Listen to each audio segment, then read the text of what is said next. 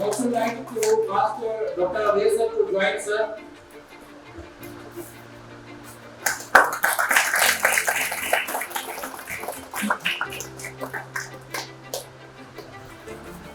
Thank you, sir.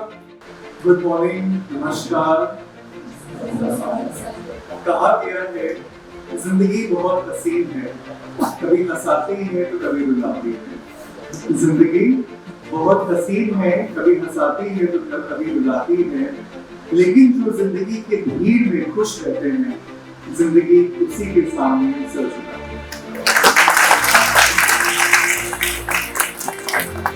हम लोग यहाँ बात कर रहे हैं खुशियों की, हम लोग यहाँ बात कर रहे हैं एक वेलनेस इंस्टीट्यूट की, हम लोग यहाँ बात कर रहे हैं आपके एक उज्जवल खुशनुमा भविष्य की। And I see you all as the budding and very dynamic Ayurvedic doctors. तो हम देखते हैं कि आज के समय में ये कुछ आपके कुछ 6 कारण जो कि क्यों भारत एक मेडिकल हब और एक वेलनेस सेक्टर के रूप में पूरे विश्व में ये देखा जा रहा है। तो पहला कारण तो ये है कॉस्ट अफोर्डेबिलिटी। यहाँ पर बहुत कम दामों में चिकित्सा होती है, सर्जरीज हैं, प्रोसीजर्स हैं, ऑपरेशंस हैं, जो कि विदेश में करीब जो कंसल्टेशन कॉस्ट यूएस में 56,000 रुपीज की है, भारत में 300 रुपए से लेकर 2,000 रुपए के बीच में कंसल्टेशन फीस होती है। और अगर किसी को कोई ऑपरेशन कराना है तो मेडिकल वेटिंग टाइम है वो 1 महीने से लेकर 6 महीने तक होती है। कुछ केसेस में एक साल के बाद लोगों को डॉक्टर अपॉइंटमेंट देते हैं। दूसरा कारण, भारत में होटल्स जो हैं बहुत ही अफोर्डेबल कॉस्ट पर उपलब्ध हो जाते हैं, क्योंकि विदेश में अगर देखा जाए तो हर चीज बहुत महंगी है। तो ये दूसरा एक अच्छा कारण है जहाँ पर भारत को एक मेडिकल हब के रूप में देखा जा रहा है। मेडिकल टूरिज्म इसके साथ साथ काफी इसका फायदा उठा सकती है, और क्योंकि आप स्टूडेंट कम्युनिटी हैं तो ये सब बातें अगर आपको मालूम रहेगी तो आप अपने आगे वाले जीवन को उस अनुरूप दिशा में दे सकते हैं।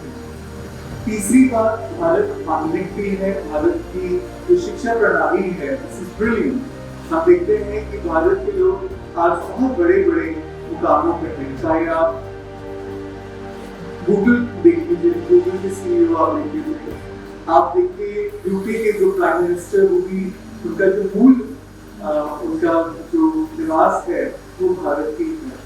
तो विश्व में जो बहुत ही बड़े बड़े पद हैं वहाँ पर भी भारत के लोग पहुंच चुके हैं, और केवल पुरुष ही नहीं महिलाएं भी इसमें गई। जैसे कल्पना चावला की बात करें तो वो नासा तक गई थी, वो भी भारत की निवासी है।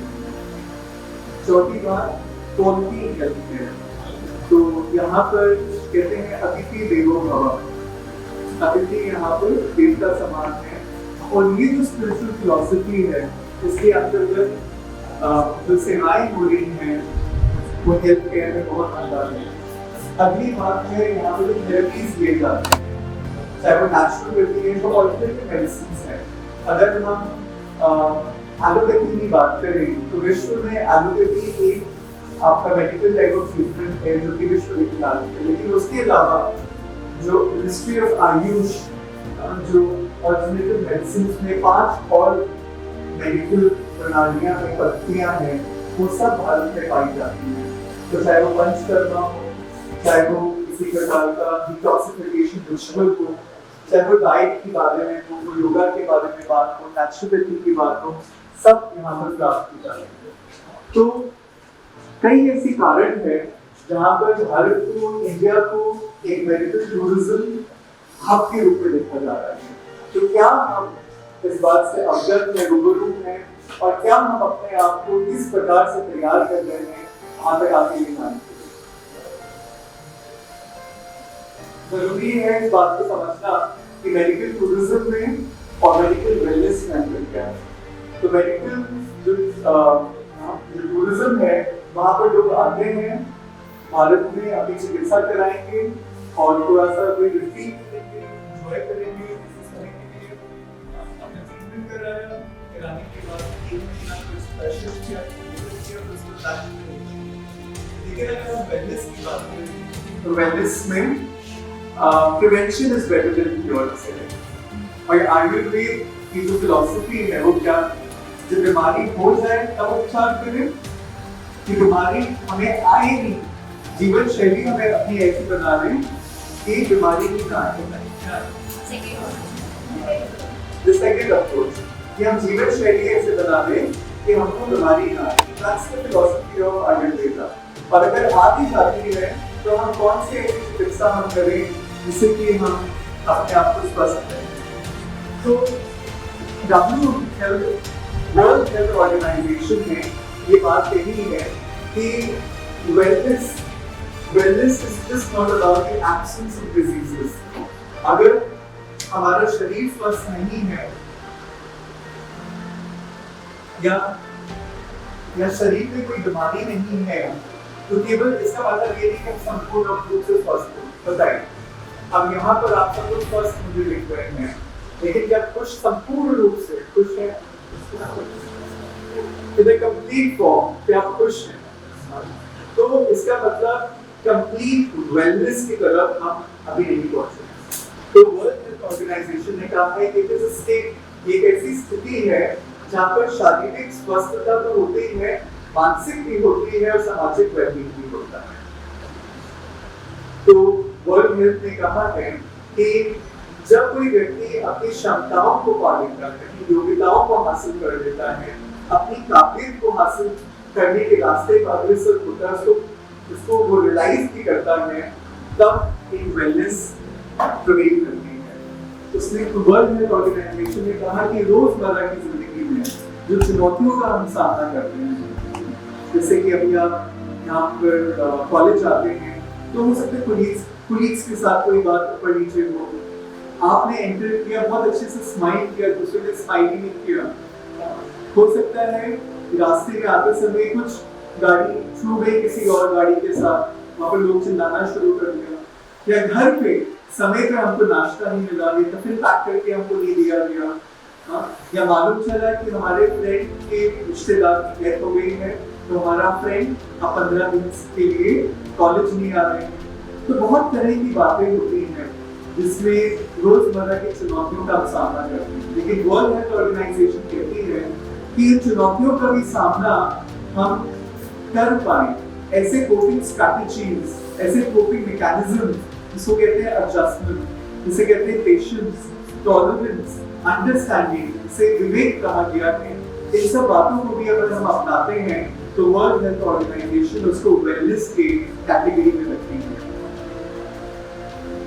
हम स्वस्थ हैं, मानसिक रूप से स्वस्थ हैं, लेकिन हम काम इफेक्टिवली नहीं कर पाते हैं। शरीर से स्वस्थ हैं, मन से स्वस्थ हैं, लेकिन जब काम करना होता है, हाथ हिलाना होता है, तो ठीक से हम काम नहीं कर पाते, हम प्रोडक्टिविटी एफिशिएंसी हमारी पूरी नहीं है, तो वो भी एक स्वस्थ व्यक्ति की निशानी नहीं है।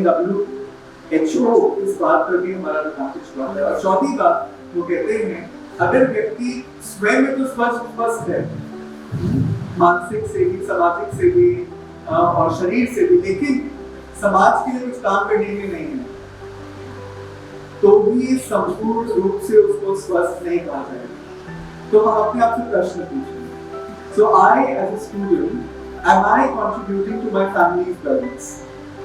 क्या मैं अपने परिवार की स्वस्थ जीवन शैली में मेरा क्या योगदान है? क्या मैं करता हूँ, हाँ या ना, और क्या मेरा योगदान है?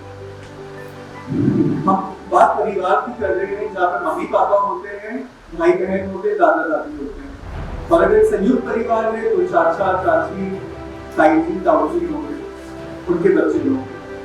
तो आपकी उम्र होगी 19 साल, 20 साल, 21 साल, 17 साल, जो भी आपकी उम्र है, क्या आप इस योग्य बने हैं कि आप अपने परिवार में कोई योगदान दे पाए? आप सब चलो परिवार में योगदान दे रहे हैं, किस तरह का योगदान दे रहे हैं? क्या समाज ने हमें कुछ योगदान दिया है? या केवल हम पढ़ाई करते रहे? 7th हो गया, 10th हो गया, 12th हो गया, कॉलेज में आ गए, तब समाज में कंट्रीब्यूट करेंगे। पढ़ाई जब कंप्लीट हो जाएगी ना, जब हम आयुर्वेद डॉक्टर बन जाएंगे, उसके बाद फिर हम कुछ कर पाएंगे। अभी तो पढ़ाई करते हैं।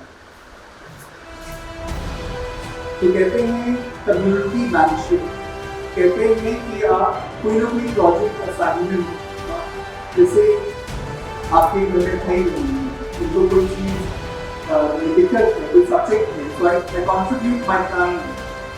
कोई अस्वस्थ है तो उनको डॉक्टर के यहाँ ले जाना, घर में सब्जी नहीं है तो हमने कहा मम्मी हम डॉक्टर के साथ सब्जी ले जाते हैं, या कोई बीमार हो गया तो हमने उनकी देखभाल करी। उसी तरह से समाज में जो अलग अलग स्वच्छ भारत अभियान हो गया या नशा मुक्त भारत हो गया, इस प्रकार के जो प्रोजेक्ट्स होते हैं, हमें क्या कंट्रीब्यूट, या हमारे जो पड़ोसी हैं, जो हमारे संगठन होते हैं, एक कॉलोनी में होते हैं या फिर शहर में होते हैं, उस रूप से हमने अपनी क्या भूमिका निभाई है। तो क्या मेरा वैल्यू, मेरी जो वैल्यू है वो क्या समाज में उपयोग में आई है कि नहीं आई है, और क्या मैंने अपने आप को वैल्यूबल बनाया है? अगर मैंने अपने आप को वैल्यूबल बनाया है तो समाज हमको हमारी वैल्यू के लिए मूल्य भी देगा, मुद्रा भी देगा। लेकिन अगर हमने अपने आप को वैल्यूबल नहीं बनाया है, तो क्या मुझको मेरी योग्यता के लिए मुद्रा मिलेगा? बताइए। तो हमने अपने आप को किस कैटेगरी में मूल्यवान बनाया है, वैल्यूबल बनाया है, और फिर वो भी किस कैटेगरी का, grade A, grade B, grade C. तो आयुर्वेद डॉक्टर्स तो मार्केट में बहुत हैं, लेकिन ग्रेड ए एक्सीलेंस क्वालिटी के आयुर्वेद डॉक्टर्स, उनकी काबिलियत, योग्यता क्या होती है? बी ग्रेड के, सी ग्रेड के जो झोला छापते हैं। तो इन सब बातों को हमें ध्यान में रखना होगा। और जब हम मेडिकल वेलनेस टूरिज्म की बात करते हैं तो मिनिस्ट्री ऑफ टूरिज्म ने बहुत स्पष्ट कहा है, उनकी वेबसाइट पे भी दिया हुआ है, आप tourism.gov.in वेबसाइट पे जाइएगा। तो ये जो 5 पद्धतियां हैं वेलनेस की, आयुर्वेद, योगा, नेचुरोपैथी, यूनानी, सिद्धा, होम्योपैथी, इसके द्वारा हम उपचार तो कर सकते हैं स्वस्थ रहने के लिए, लेकिन बहुत ही स्पेसिफिक रूप से कहा है कि स्पिरिचुअल फिलॉसफी को वेलनेस में इंटीग्रेट करना बहुत महत्वपूर्ण है, तभी संपूर्ण रूप से हम एक स्वस्थ स्वयं का जीवन, परिवार का जीवन और एक स्वस्थ देश का निर्माण कर सकते हैं।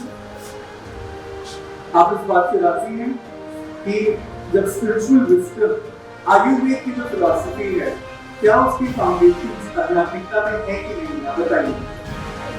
हाँ, हमारे ऋषि मुनियों ने जो विजडम, जो विवेक की बातें और जड़ी बूटियों के द्वारा जो उपचार करने की विधि दी है, वो आध्यात्मिक है कि नहीं? बताइए। वो है।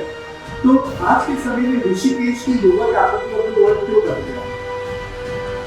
और हम आयुर्वेद की बात करें तो आपको नहीं लगता है कि आयुर्वेद का जितना उपचार, जितना ट्रीटमेंट और जितने डॉक्टर्स ऋषिकेश में है, वो हब, वो क्लस्टर, अगर हम पूरे संपूर्ण भारत को देखें, दक्षिण में कुछ 1 इलाकों को छोड़कर दक्षिण भारत के, आपको कहाँ मिलेगा? कहीं और मिलेगा आपको? तो ऋषिकेश सोचने की बात है कि ऐसा ऋषिकेश में क्या है कि ऋषिकेश एक yoga capital of the world बन गया। 21 जून हर वर्ष अंतर्राष्ट्रीय योगा दिवस के रूप में मनाया जाता है। विदेशी भी आते हैं, और ऋषिकेश अगर आप जाएंगे तो 12 महीने पूरा, हम 12 वेलनेस सेंटर्स, टूरिज्म स्पॉट्स बने हुए हैं। तो उसका कारण हुआ कि वो प्रकृति के सामने है, वहाँ पे माउंटेन्स हैं, ट्रीज हैं, वहाँ पे पक्षी हैं, फल फूल हैं, प्रकृति के बीच में। प्रकृति के बीच में अगर कोई ऐसा स्थान होगा, वहाँ पे पवित्र गंगा नदी है, वहाँ पे कई आध्यात्मिक संस्थाएं हैं, यहाँ पे डिवाइन लाइफ सोसाइटी, गायत्री परिवार, यहाँ शांति निकेतन, आप नाम लीजिए और वहाँ पर कोई ना कोई आपको ऐसी प्रमुख आध्यात्मिक संस्थाएं मिलेंगी। तो एक वो जैसे कि जल और शुद्ध हवा है, वहाँ पे शुद्ध पानी है।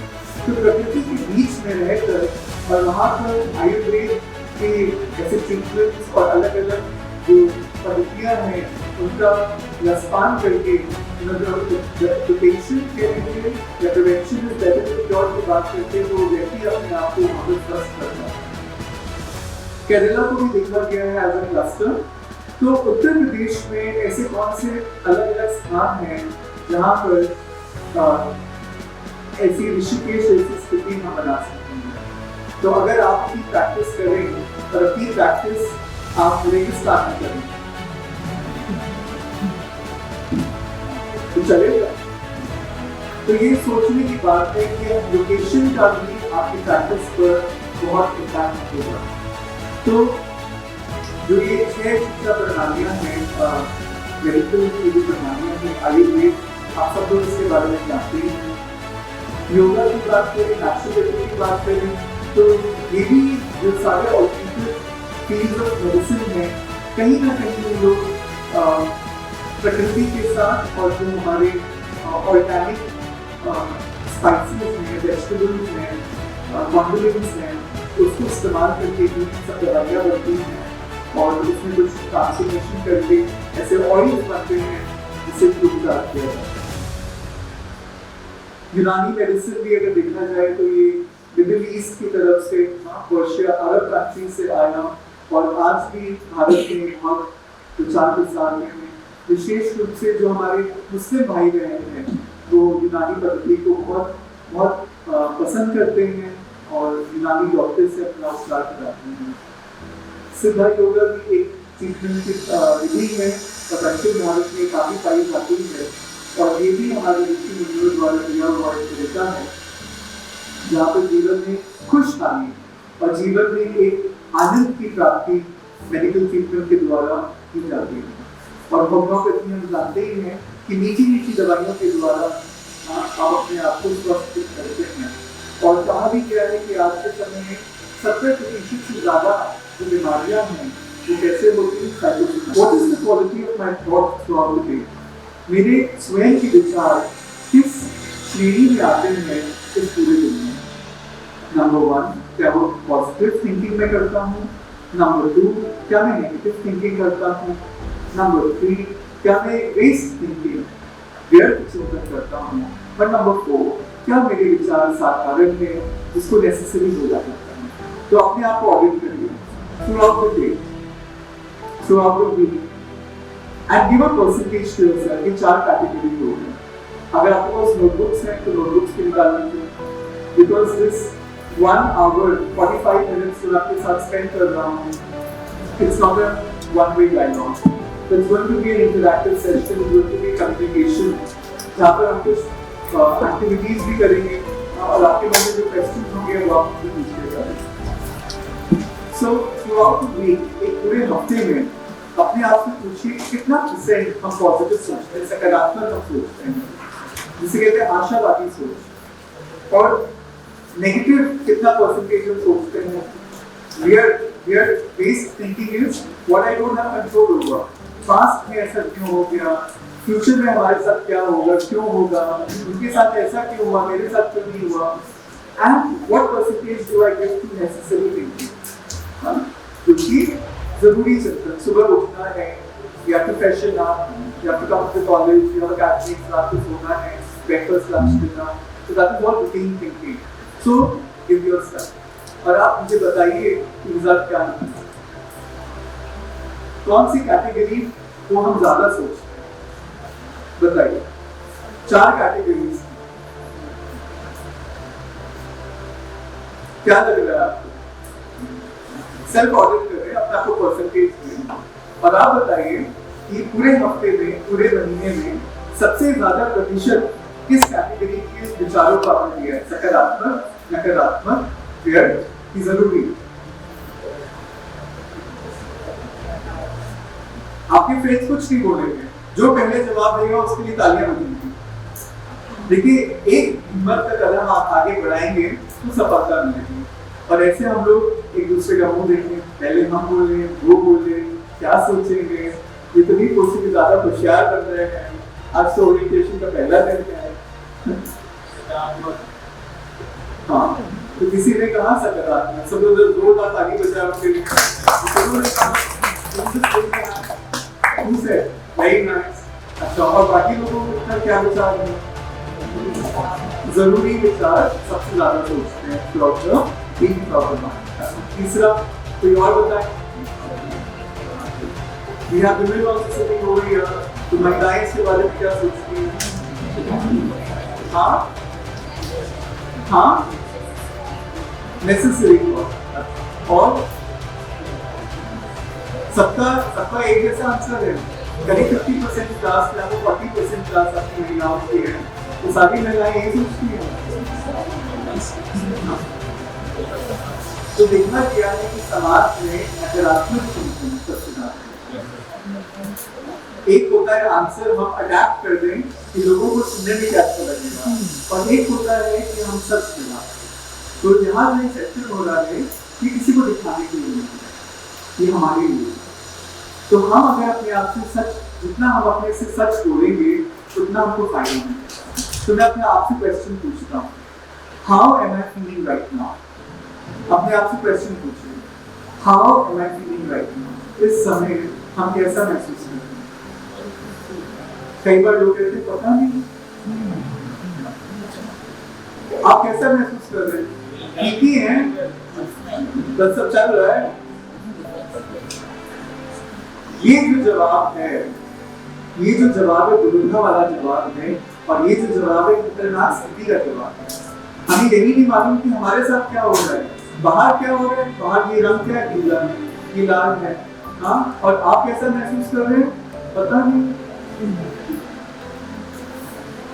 मन बहुत अच्छा नहीं लग रहा है, क्यों अच्छा नहीं लग रहा पता नहीं। हमें खुद कुछ अच्छा नहीं लग रहा है, क्यों अच्छा नहीं लग रहा, और हमें ही रीजन मांगे। तो क्या हम दूसरे का ट्रीटमेंट कर पाएंगे? वो पेशेंट क्या करेगा, पहले अपने आप को जान लीजिए, उसके बाद हमको जानिए। Yes or no?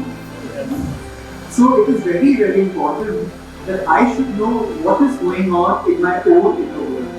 मेरी आंतरिक दुनिया में क्या चल रहा है, उसके बारे में अगर मुझे नहीं मालूम होगा तो किसको मालूम होगा? मेरे फ्रेंड को मालूम होगा, मेरे पेरेंट्स को मालूम होगा, मेरे प्रोफेसर्स को मालूम होगा। वो आपके व्यवहार से, आपके आचरण से कुछ कुछ बातें जान रहे हैं। लेकिन जैसे आइसबर्ग होता है, iceberg is only 10% on the surface, 90% is deep down in the ocean. उसी तरह से आपके सब लोग 10% आपके व्यक्तित्व के बारे में बताएंगे। First things first, I need to work on my own self to understand what is going on in my own inner world. और जब हम spiritual philosophy की बात करते हैं, तो भारत ने कहा है और मिनिस्ट्री ऑफ टूरिज्म ने कहा है, ओम सर्वे भवन्तु सुखिनः, सर्वे सन्तु निरामयाः, सर्वे भद्राणि पश्यन्तु मा कश्चित् दुःखभाग् भवेत्। ओम शांति शांति शांति। और बहुत क्लियर है कि हमारी इंडियन फिलॉसफी, स्पिरिचुअल फिलॉसफी, जो कि कहती है may everybody be happy, may everybody be free from disease, may everybody have good luck, may none fall on evil days. यानी कि पूरे विश्व ही खुश रहे। जब एवरीबॉडी हमने कहा तो हमने पूरे विश्व को ही हमने एवरीबॉडी में शामिल कर लिया। तो ऐसी तो हमारी स्पिरिचुअल फिलॉसफी है, हम सबके लिए अच्छा सोचते हैं।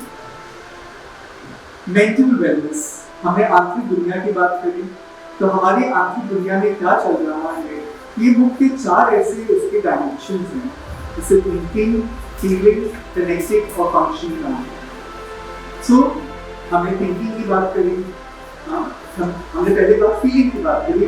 हाउ आर यू फीलिंग, हम कैसा महसूस कर रहे हैं, आप पता नहीं। किसी ने कहा अच्छा महसूस कर रहे हैं, किसी ने कहा मैं क्यूरियस हूँ, किसी ने कहा बहुत उत्साह में हूँ, किसी ने कहा थोड़ा मैं दुखी हूँ, किसी ने कहा कैसा महसूस कर रहे हैं, थोड़ा सा नाराज, थोड़ा सा मैं अफसोस कर रहा हूँ आज। तो मतलब यू नो व्हाट। और क्यों? क्योंकि पता है आज सुबह जब मैं आ रहा था तो मम्मी बहुत पीछे पड़ गई थी और हर समय टोकती रही, छोटी छोटी बातों पे टोकती रही। तो किसी ने कहा बहुत उत्साह है क्योंकि आज ओरिएंटेशन सेशन है ना, so very curious to see आज क्या होगा। फर्स्ट डे है of the orientation, I am very excited. So you know the reason, कारण हमको मालूम है। तो जो दूसरा डिमेंशन है वो थिंकिंग। तो हमने 4 पैरामीटर्स के बारे में बात करी, positive, negative, based and ordinary. Necessary ले लीजिए ऑर्डिनरी के एलिमेंट्स को। तो ये जो मेहनत की बात है, और कौन सी मेहनत? बिल्डिंग बनाने की मेहनत, पानी गर्म करने की मेहनत, भोजन बनाने की मेहनत, असाइनमेंट लिखने की मेहनत, सोचने की मेहनत। हम अपने आप के ऊपर नियंत्रण रखते हैं कि हमको सकारात्मक सोचना है। कोई कारण आए, कोई परिस्थिति आई और उस समय आवेश में आते हैं, तो आयुर्वेद क्या कहता है? काम, क्रोध, मोह, लोभ, अहंकार। ये आयुर्वेद की शिक्षा में इन 5 विकारों का वर्णन है कि नहीं? बताइए, आप बताइए, वर्णन है कि नहीं है? वर्णन है। काम, क्रोध, मोह, लोभ, अहंकार। तो क्या हम अपने आप को इन विकारों से नियंत्रण में रख पाते हैं? और देखिए, ये 5 चीज आपको ना चेहरे पे मिल जाएंगे। हाँ?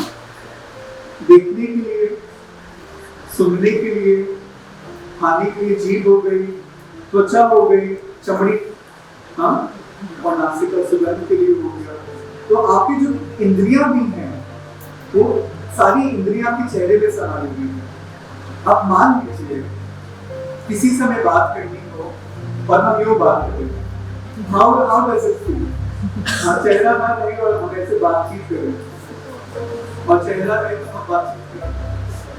फर्क है कि नहीं?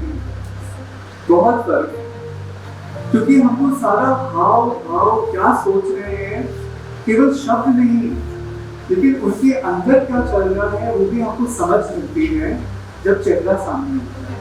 सही कि गलत? अभी ऐसे केवल आप शब्दों को सुनेंगे, तो शब्दों में क्या सुनेंगे? शब्दों का आप पिच सुनेंगे, टोन सुनेंगे, एक वॉइस मॉड्यूलेशन की बात होती है,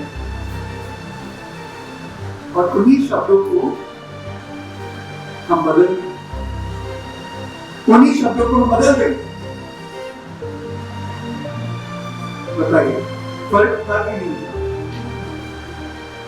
तो कहा तो वही हमने कहा, लेकिन कैसे कहा, किस लहजे में कहा, किसको कहा, कहाँ, किस समय कहा, इन सब चीजों का बहुत गहरा असर मन के ऊपर, हमारी सोच के ऊपर होता है, दूसरे व्यक्ति की सोच के ऊपर होता है। तो ना दुख दो, ना दुख लो। साइकोसोमैटिक हेल्थ हमारी अच्छी होगी।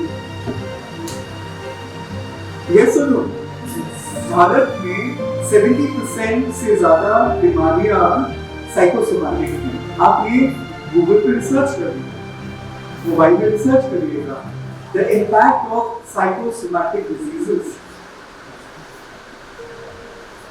तो अपना ख्याल हम थिंकिंग राइट या थिंकिंग रॉन्ग, थिंकिंग राइट हम रखेंगे तो हम स्वस्थ रहेंगे के लिए रहेंगे, चेहरे पे भी दूर रहेगा। फिर कनेक्टिंग क्या होता है?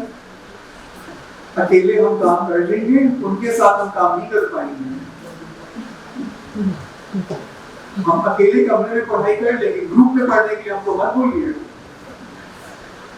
हम जो काम हमको करना है हमको बता दीजिए।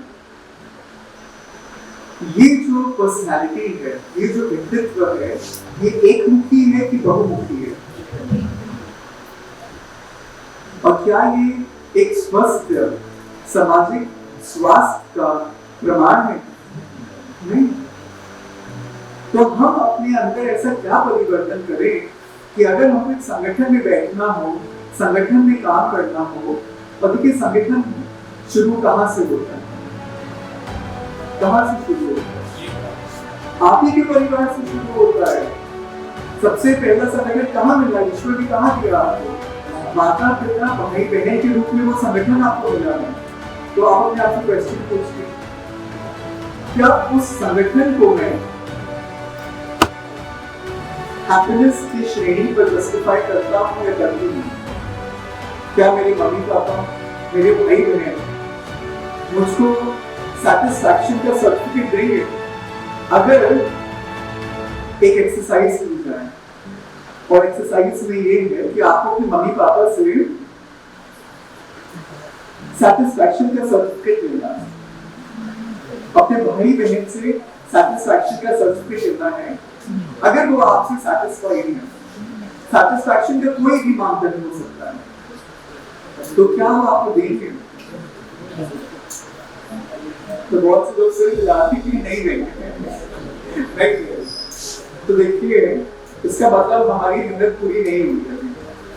तो कनेक्टिंग, जो मैं कनेक्टिंग की बात कर रहा था और जो मैं मेंटल वेलनेस की बात कर रहा था, वो हमको संगठन में काम करके एडजस्टमेंट, टॉलरेंस, पेशेंस, जो कहना जल्दी जल्दी बोलो, टाइम बहुत कम है, चलते फिरते बोलते हम सुन रहे, काम कर रहे, बोलते जाओ, क्या ये चलेगा? और 30 सेकेंड, 1 मिनट शांति से खड़े हो, हाँ बोलिए क्या, ठीक है, देखते हैं, इसको बाद में समझते हैं। तब से सामने वाला भी खुश है, मैं भी से महफूज हूँ, वो मेरे बारे में बुरा नहीं सोचेगा या मेरी छवि अच्छी बनी रहेगी। और मैं quality of my relationship, what is the quality of my संबंध? कहेंगे इनके साथ अच्छा लगता है बात, और कुछ लोग होते हैं और कुछ लोगों को देखते ही लगता है कि अरे इनसे बात नहीं होता है। क्यों होता है? Connect. So we need to connect with people. और जब हम घर के बाहर निकलते हैं तो आपकी दुनिया अपने कॉलेज कैंपस, लेकिन जब आपके 5.5 साल पूरे हो जाएंगे तो आपकी दुनिया एक पूरा भारत बनेगा, एक पूरा विश्व बनेगा। केवल वो शहर नहीं बनेगा जहाँ पर आप प्रैक्टिस करेंगे, लेकिन वो शहर के बाहर भी आपको प्रदेश के स्तर पे निकलना होगा, देश के स्तर पे निकलना होगा, विश्व के स्तर पे आपको अपनी ख्याति और अपना नाम बनाना होगा। उसके लिए कनेक्टिंग, थिंकिंग, फीलिंग बहुत इम्पोर्टेंट है। और हम बात करते हैं फंक्शनिंग की, जो कि एक साइकोलॉजिकल डायमेंशन है, मनोवैज्ञानिक डायमेंशन है, इसको भी हमें स्वस्थ रखना है। I function in the right manner. अच्छा मुझे बताइए, किसी के साथ बुरे से बुरा क्या हो सकता है? सबसे बुरा क्या हो सकता है? किसी के लिए मनुष्य के जीवन में सबसे बुरा क्या हो सकता है?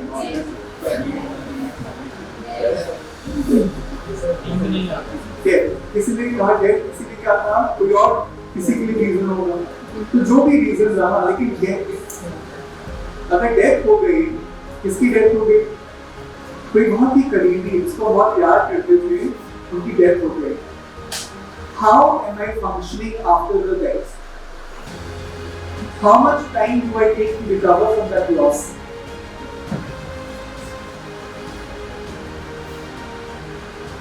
एक हफ्ता, एक दिन, एक हफ्ता, एक महीना, एक साल, पूरा जीवन ही हम शोक मनाते हैं।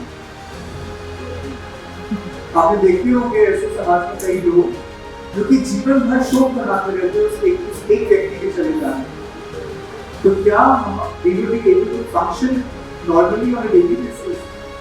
जब बैठेंगे तो वही बातें करते हैं, आज मेरी बेटियां होती तो आज कहाँ से कहाँ होते, घर में खुशियां हो गई, पिताजी नहीं रहे तो आज ये स्थितियां हो गई। यस और नो? सो मेंटल वेलनेस में ये सारी बातें आती हैं। It is just not the absence of disease. Mental wellness की हम बात करें तो हैप्पी केमिकल्स का हमारे जीवन में आना बहुत इम्पोर्टेंट है। हैप्पी केमिकल्स जैसे कि डोपामाइन, ऑक्सीटोसिन, सेरोटोनिन, एंडोर्फिन्स। तो ये क्या होता है? कैसे हमारे जीवन में डोपामाइन आएगा? सो अपने आप से क्वेश्चन करिए।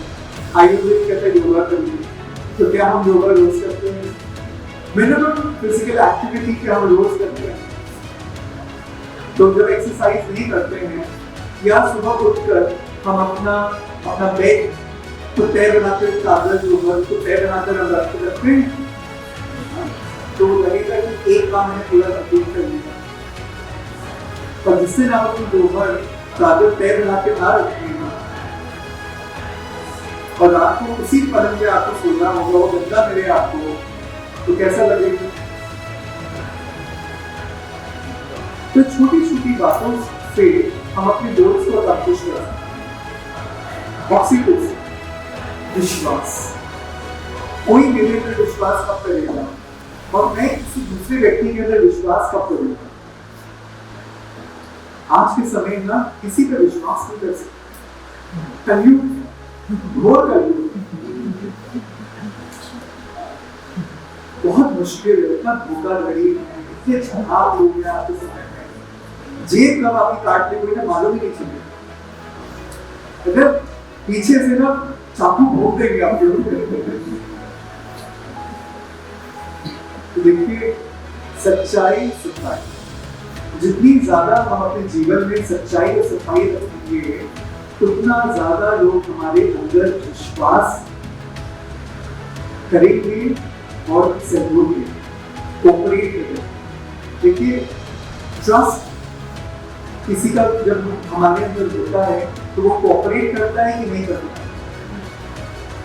अच्छा, अब हम इस बात को अपने परिवार से समझते हैं और फिर उसको हम कॉलेज में देखेंगे। अगर हम अपने भाई बहनों से, अपने रिश्तेदारों से, मम्मी पापा से कभी कभी झूठ बोल दें, अक्सर झूठ बोल दें, हमेशा झूठ बोल दें, तो क्या होगा? क्या होता है? अच्छा, हम ऐसा ना करें, लेकिन हमें अपने रिश्तेदारों में ऐसा देखना है, कोई एक ऐसा कजन हमारा, कोई चचेरा भाई, चचेरी बहन, या कोई बात नहीं, अरे झूठ बोल रहे हैं, तुमको मालूम नहीं चलेगा। अभी कहाँ पहुंचे हैं? बस अभी 2 मिनट में पहुंच चुके हैं और आधे घंटे बाद। ये छोटी छोटी बातें, इन छोटी छोटे विश्वास हाथ से विश्वास टूट जाता है। आप समझ पा रहे हैं? तो ऑक्सीटोसिन रिलीज नहीं होगा, सहयोग लोगों का मिलेगा नहीं, अच्छे मीठे संबंध नहीं मिलेंगे, गले में हाथ डाल के चलना उसको पसंद ही नहीं, या हाथ को हाथ पकड़ के या फिर किसी को गले मिलना, ये सब एक बड़ी अच्छी फीलिंग होती है। और ये कौन अलाउ करेगा? जो आपके अंदर विश्वास है। यस और नो? यस और नो? तो ये परिवर्तन जो करना होता है, हमको अपने अंदर ही परिवर्तन, और ये मेहनत के काम में भी नहीं हुई, ये है तो हम ये नहीं कह सकते वो अपने आप को चेंज करेगा तो सब अच्छा हो जाएगा। मुझे बस वो सामान मुझे मिल जाए ना, वो वस्तु मुझे मिल जाए, तो बस मैं कहां से कहां पहुंच जाऊंगा। कुछ केसेस में होता भी है, लेकिन अगर साधन व्यक्ति सुविधा नहीं है, तो जो भी है हमारे पास सकारात्मक चिंतन से, पॉजिटिव थिंकिंग से हम अपने आप को आगे कैसे बढ़ाएं, हमको इस दिशा में चिंतन करना होगा। ऐसा थिंकिंग पैटर्न हमें क्रिएट करना होगा कि हमारी सोच ही नेचुरल बन जाए, हमारी सोच नेचुरल नेचर बन जाए। ये तो हमेशा बस इनके पास जाओ, हमेशा अच्छी अच्छी बातें करते हैं। तो मुझे याद आता है, नेक्स्ट स्टूडेंट मेरे पास आया था, एक पेशेंट, टीनेजर, 15-16 years old, और वो स्कूल जाना उसने बंद कर दिया। So he used to come for counseling sessions to us. तो उनकी मम्मी को लेकर आती थी और वो करीब 5-6 सेशंस कराए और अच्छा ट्रांसफॉर्मेशन भी आया। फिर एक दिन वो हमको एक ब्रिज पे मिले थे, क्रॉसिंग है ना, आइरिश क्रॉसिंग, वो ब्रिज पे मिले। उन्होंने कहा बेटा कैसे हो? बेटा सर अच्छे हैं। हमने कहा बहुत देर तो आए नहीं सर, आपके यहाँ जाते हैं बस अच्छी अच्छी बातें करते हैं। But the transformation was there. हम सर आएंगे, फिर कभी आएंगे, अभी सब ठीक हो गया। तो मैंने अपने आप को सोचा, उसने ऐसा मुझे कहा, तो it's a good thing, फिर किसी ने कहा गुप्ती नहीं है, ये गुप्त नहीं होता है। लोगों को महसूस होना चाहिए कि आप बहुत चालाक हैं, लोगों को महसूस होना चाहिए कि आप बहुत जबर हैं, और लोगों को डरना चाहिए आपसे। ये गुप्त नहीं है। So it is situation, it is situation. कहाँ हमको भारत की सीमाओं की रक्षा करनी है, हाँ? तो हमारे देश के नौजवान हैं, तो वहाँ पर युद्ध पर भी लोग तैनात हैं, हाँ? गन्स लेकर, बंदूक लेकर, हथियार लेकर तैनात हैं, और कहाँ पर उनको मित्रता का और अमन शांति का संदेश देना है तो गले लगाने को भी रेडी है। तो ऐसी स्थिति हमको बनानी होगी, और serotonin feeling significant important among peers. मुझे लोग स्वीकार करते हैं, क्या मैंने अपने आप को स्वीकार किया है मैं जैसा हूँ? क्या मैं अच्छा नहीं हूँ, मैं तो बहुत कमियां हूँ, मैं कुछ कर ही नहीं पाता हूँ। तो हम अपने आप को क्या करें?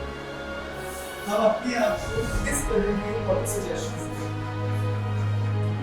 और अगर हम अपने आप को बोले कि नहीं, मैं जो करना चाहूँ कर सकता हूँ, आई एम केपेबल, मैं मेहनत कर रहा हूँ, और जो लक्ष्य मुझे प्राप्त करना है वो लक्ष्य भी मैं प्राप्त कर लूँगा।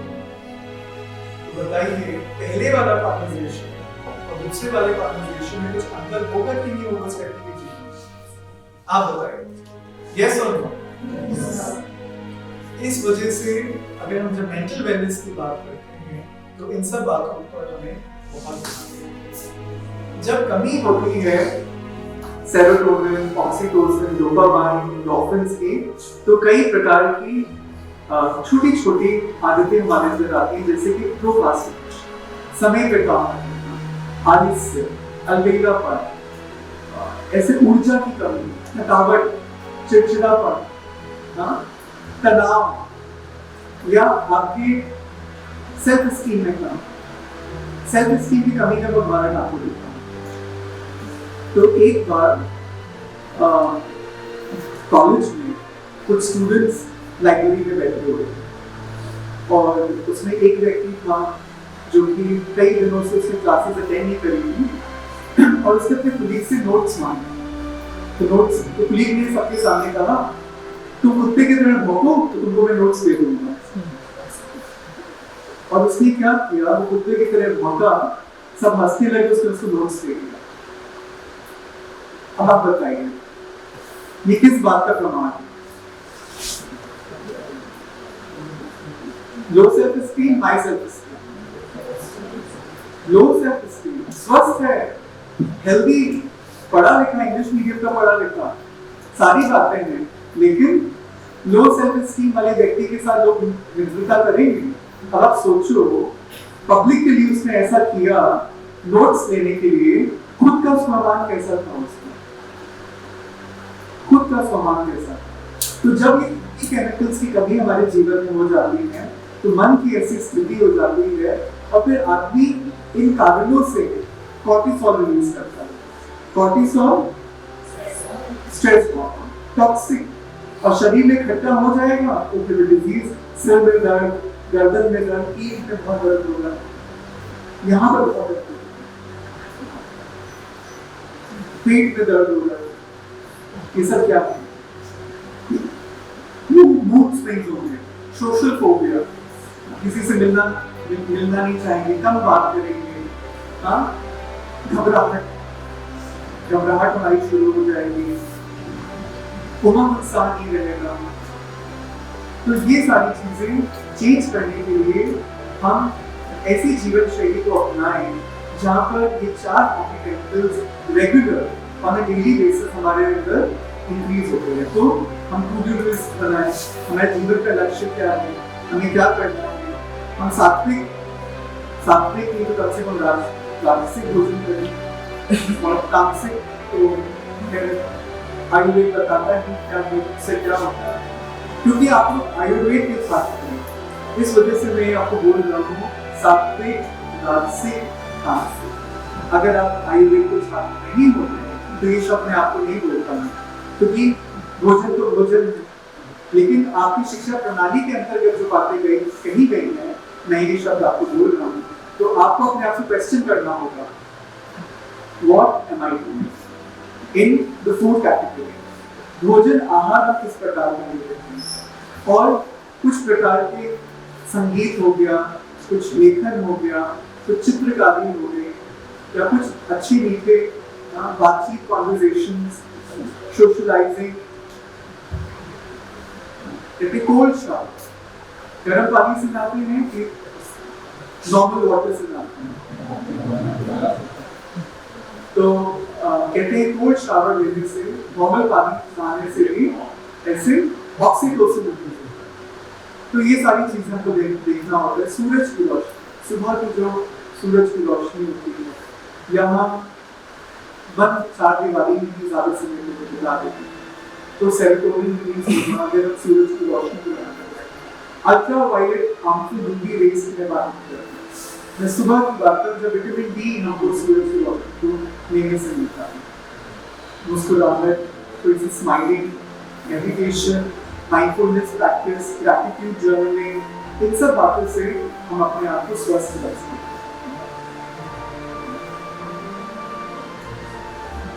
कहा गया है कि जो हम निर्णय लेते हैं अपनी खुशियों का, वो पल पल जो हम निर्णय लेते हैं उसमें हमारी खुशियां छुपी हुई होती हैं। अब जैसे कई स्टूडेंट्स किसी न किसी कारण से ओरिएंटेशन सेक्शन में नहीं पहुंचे, और कई स्टूडेंट्स यहाँ पर आए, कई स्टूडेंट्स ने अपनी इच्छा से बाय चॉइस आयुर्वेद सीट में कॉलेज में एडमिशन लिया। तो हो सकता है कुछ लोगों को जब एमबीबीएस नहीं मिला करने को तो सोचा चलो आयुर्वेद कर लेते हैं।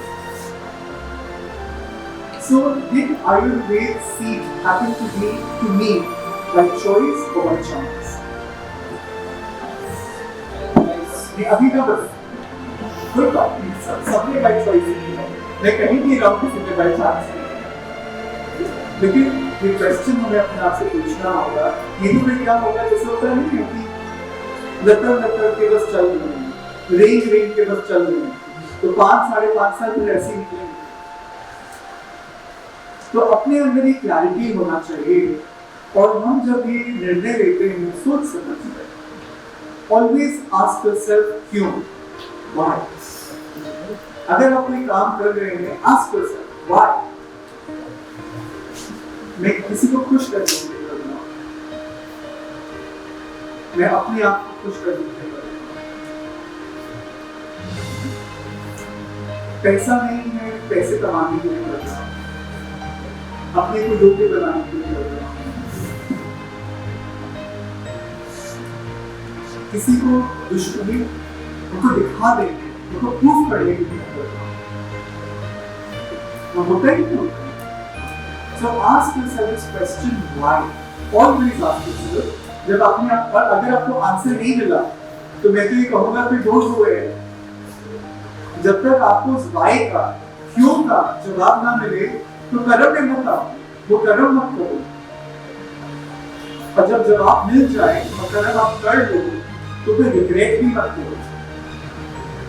मान लीजिए आपने कोई ऐसा कर्म करा जो कि आप पब्लिकली नहीं बोल सकते, मान लीजिए, मैं ये नहीं कह रहा हूँ आप करते हैं, पर मान लीजिए, देखिए ये भी अपने आप से आकलन करने की बात है, क्या मेरे अंदर इतना साहस है कि मैं अपने एक एक कदम का हिसाब किताब पब्लिक में बोलने की हिम्मत रखूं, या कुछ ऐसे कदम से छुपा ले जाएंगे वो पब्लिक में नहीं बोलेंगे।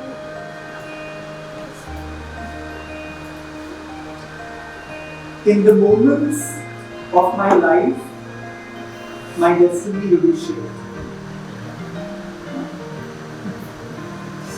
मौके जीवन में सबको बराबर मिलते हैं, लेकिन जो व्यक्ति तैयार होता है, अपनी तैयारी पूरी रखता है, वो मौका हासिल करता है। यस और नो? तो ये हमें अपने आप से पूछना होता है। बातें तो बहुत मैं अपने आप से करना चाहता हूँ, समय की भी सीमा है, लेकिन मैं यही बातें आपके सामने रखूंगा कि हम अपने आप से पूछें कि आज के समय में खुशियां में हमको लानी है, तो बाहर की चीजों का परिवर्तन करेंगे तो खुशी आएगी, या अपने आप को परिवर्तन करेंगे तो खुशी है। अब बताइए, कई लोग कहते हैं कि हम इंफ्रास्ट्रक्चर को चेंज कर देंगे तो हम खुश हो जाएंगे, लोगों को बदल देंगे तो हम खुश हो जाएंगे, स्वास्थ्य बदल देंगे तो खुश हो जाएंगे, बिजनेस बदल देंगे तो खुश हो जाएंगे, धर्म बदल देंगे तो खुश हो जाएंगे, परिवार बदल देंगे तो खुश हो जाएंगे। लेकिन सही मायने में खुशी आपके अंदर ही है, और जब हम अपने ऊपर मेहनत करेंगे तब हम उस आंतरिक खुशी को उजागर करेंगे।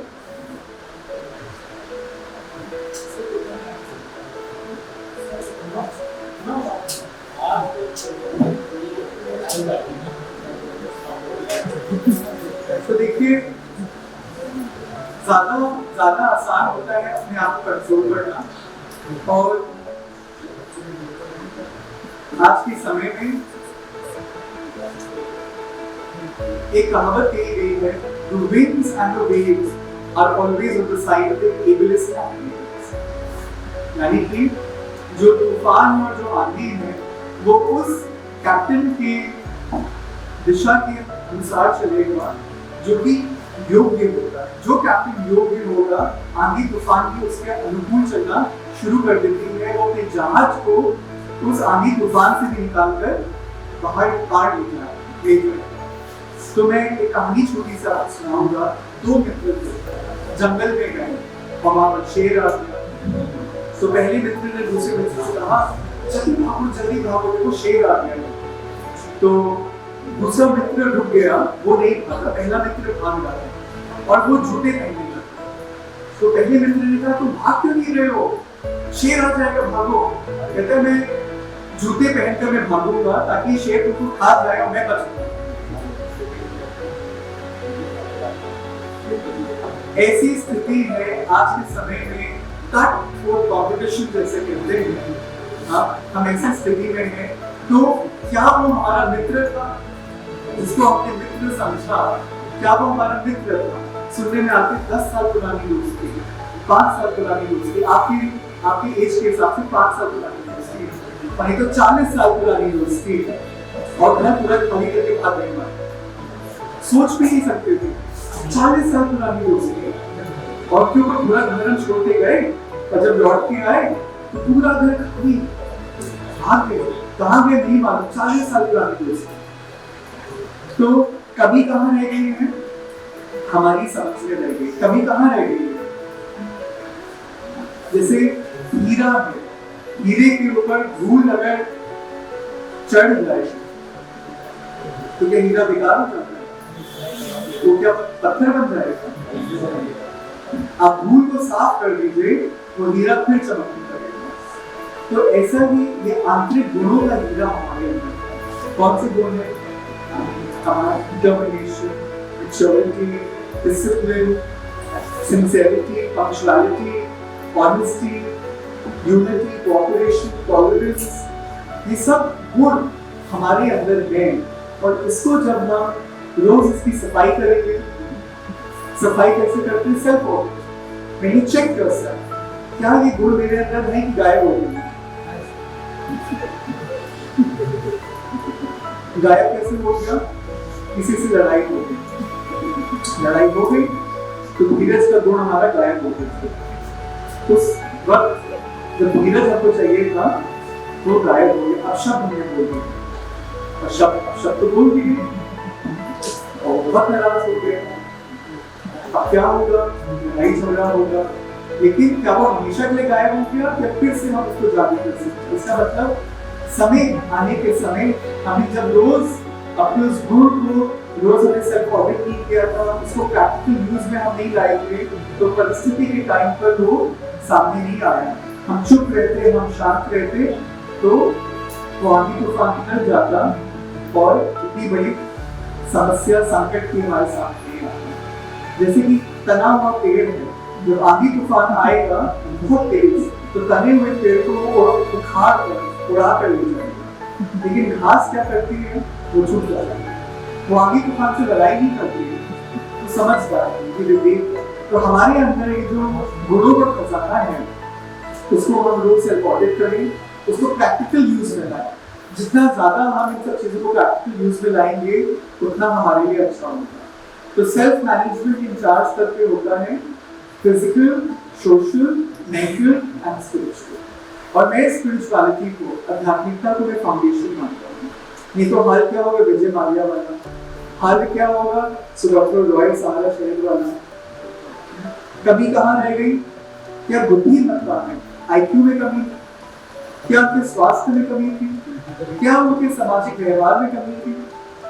कमी थी उनके आध्यात्मिक मूल्य, ह्यूमन वैल्यूज में कमी थी, जहाँ पर छल के द्वारा, कपट के द्वारा, लोगों को ठग कर, लोगों को बेवकूफ बनाकर वो सोच रहे थे कि जीवन में हम खुश रहेंगे, लेकिन अब क्या हो गया? सब परिवर्तन। तो जीवन में हमें क्या चाहिए? जीवन में हमको मूल्यनिष्ठ जीवन, नैतिकता हमको चाहिए, और इसको फाउंडेशन बनाकर हम आगे की हम अपनी इमारत को हम धीरे धीरे बनाएंगे, तो हमारा जीवन बहुत मजबूत, बहुत शक्तिशाली। लेकिन नींव अगर मजबूत है, बिल्डिंग की नींव अगर मजबूत है, तो बिल्डिंग कितने साल तक टिकती है बताओ? बहुत साल, 100 साल, 200 साल तक की इमारतें भी हैं जो कि नहीं टूटी है, 500 साल पुरानी इमारतें भी हैं। तो क्यों नहीं है? क्योंकि इसकी नींव एक बहुत स्ट्रॉन्ग है। दूसरा, जो पूरी बिल्डिंग बनी है तो उसके लिए उन्होंने अच्छे, बहुत सॉलिड और प्योर क्वालिटी का उन्होंने मटेरियल यूज किया। तो इसी तरह से जब हम अपने इस जीवन को हम बिल्ड करते हैं, अपने इस जीवन का निर्माण कर रहे हैं, तो हम कौन से इंग्रेडिएंट्स यूज करेंगे? Best ingredients. और वो इंग्रेडिएंट्स क्या हो गए? हमारे ह्यूमन वैल्यूज हो गए, हमारे स्किल्स हो गए, हमारा एप्टीट्यूड हो गया, हमारे क्वालिटीज, टैलेंट्स, हमारी कैपेबिलिटी। यस, इन्हीं सब चीजों से तो अपने जीवन का निर्माण करेंगे। और फिर जब हम कर्म क्षेत्र में उतरते हैं तो हमारे उस टैलेंट्स, हमारे स्किल के लिए हमको लोग पैसे भी देते हैं। तो मेरी शुभकामनाएं आप सबके साथ हैं। इस तरह के हम लोग समय समय पर युवाओं के लिए कार्यक्रम कराते हैं।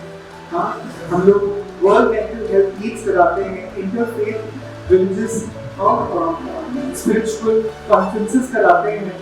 हम लोग children's competition, youth competition programmes कराते हैं। समाज में एक अच्छा परिवर्तन आए। स्पेशल चिल्ड्रन के साथ हम लोग काम करते हैं, स्पेशल अडल्ट्स के साथ भी हम लोग काम करते हैं, कल्चरल प्रोग्राम्स करते हैं, और सब लोगों के साथ ऐसे एग्जीबिशन होते हैं, स्टॉल्स करते हैं।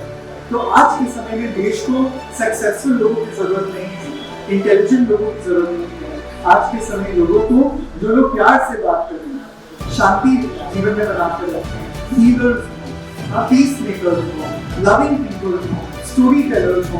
आज के समय देश को, हमारे समाज को ऐसे लोगों की जरूरत है। और हम अपने आप से पूछे, हमने आपको अपने आप को किस स्तर पे हमने ऐसे बनाया। तो आज के लिए मैं इतनी रखूंगा। चलते चलते मैं आपको जस्ट अ मिनट एक गिफ्ट में देकर जाऊंगा, जिसको कहते हैं चांद, जस्ट अ मिनट। तो हम लोग रीढ़ की हड्डी से नीचे वो कर लेते हैं, कंधे पीछे, सीना बाहर, वो 30 डिग्री कोण आकाश की तरफ।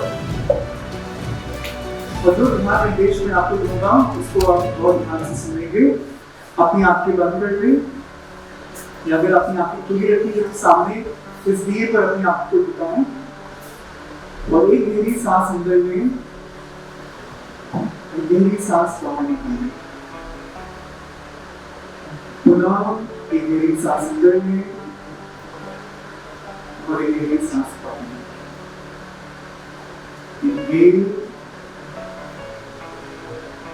से अब सांसें सामान्य गति से लीजिए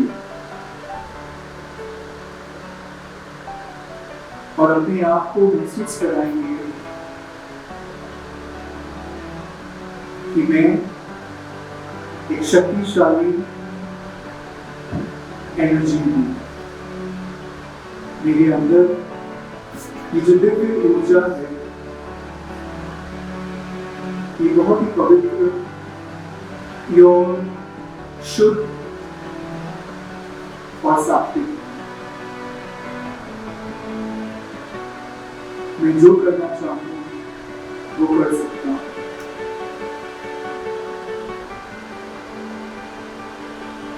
सफलता मेरा जन्म से प्रतिफल है। और जीवन में आने वाली हर कठिनाई, हर मुश्किलों को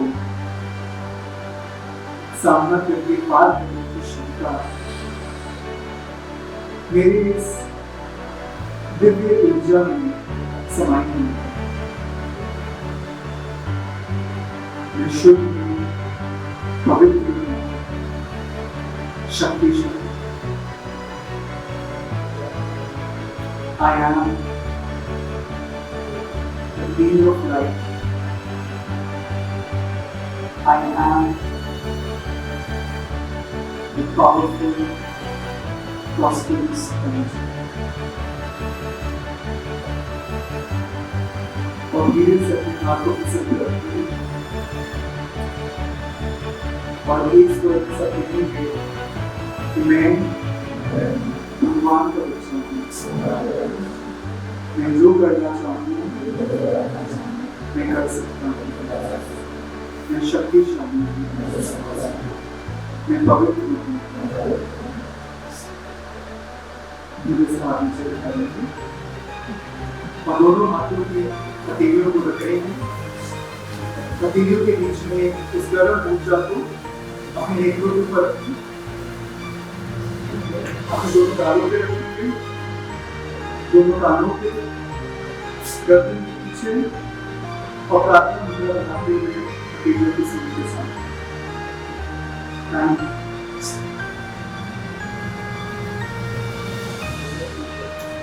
चलते चलते बस ये मैं आपसे कहना चाहूँगा, अपने इन सब ज्ञान दूत को मैं कहना चाहूँगा कि आज तेरे लिए वक्त का इशारा है। आज तेरे लिए वक्त का इशारा है। देखता ये जहां सारा है, फिर भी तुझे रास्ते की तलाश है, फिर भी तुझे रास्ते की तलाश है। आज तुझे फिर मंजिलों में दिखा है।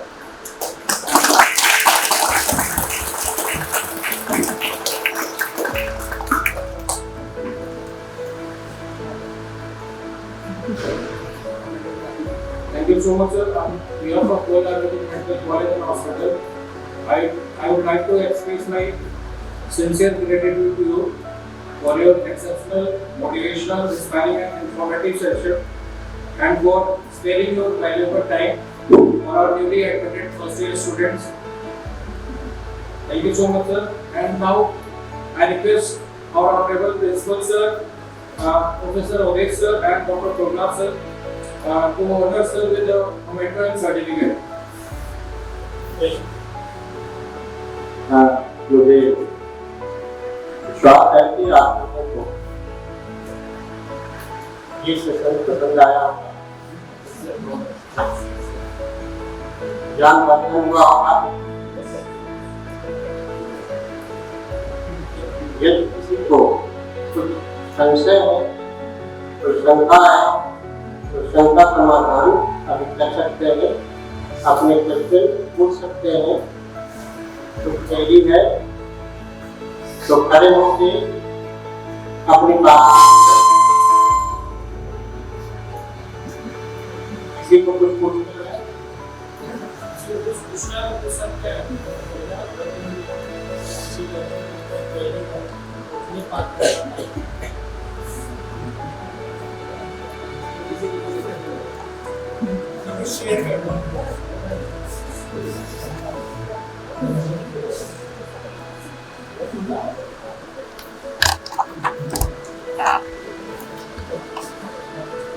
आप कुछ अगर पूछना चाहें, कुछ शेयर करना चाहें, कुछ फीडबैक देना चाहें, एनीथिंग।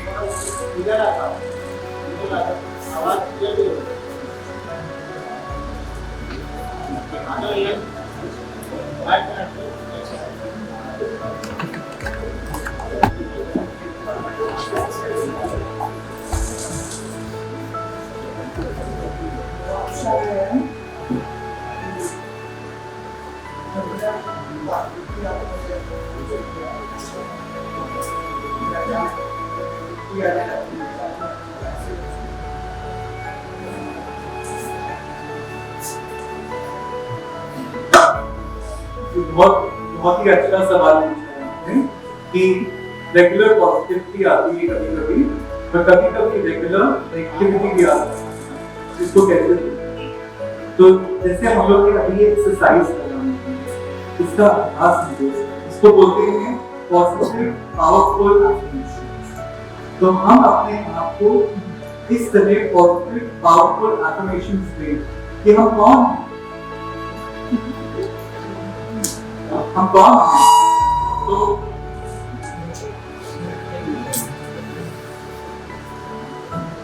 जब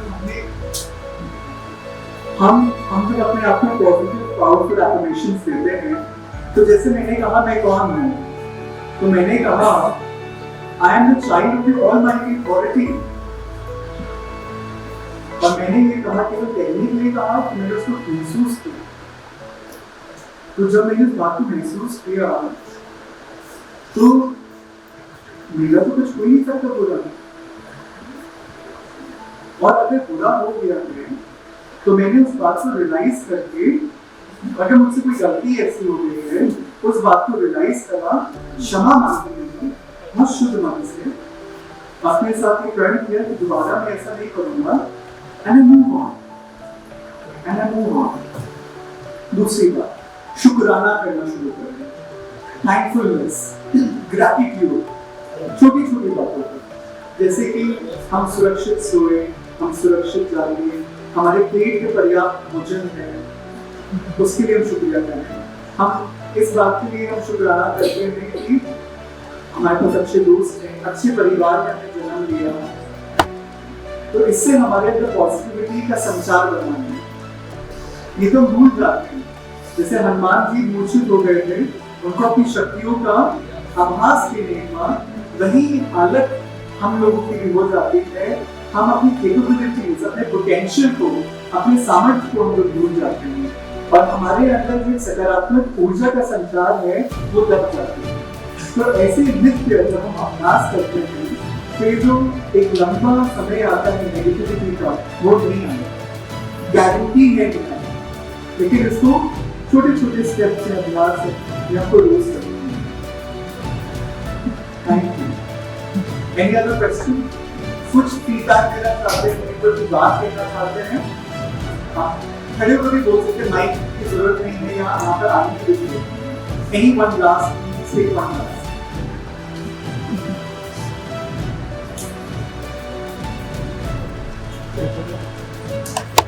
किसी का मन है कुछ कहने का, बोलने को? You can stand up and say.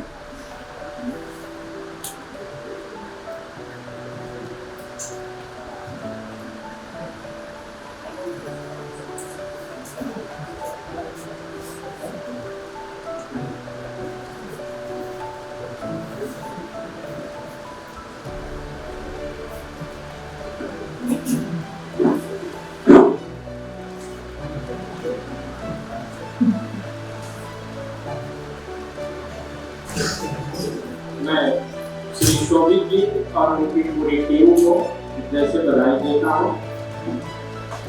मैंने देखा है कि ये अकेले नहीं आए, अपनी पूरी टीम लेके आए ताकि हमारा एडवर्टाइज कर सके, हमारा आगे का विचार प्रसार कर सके, और ये हमारे लिए बड़े सौभाग्य की बात है कि आपने इतना सोचा। Thank you sir.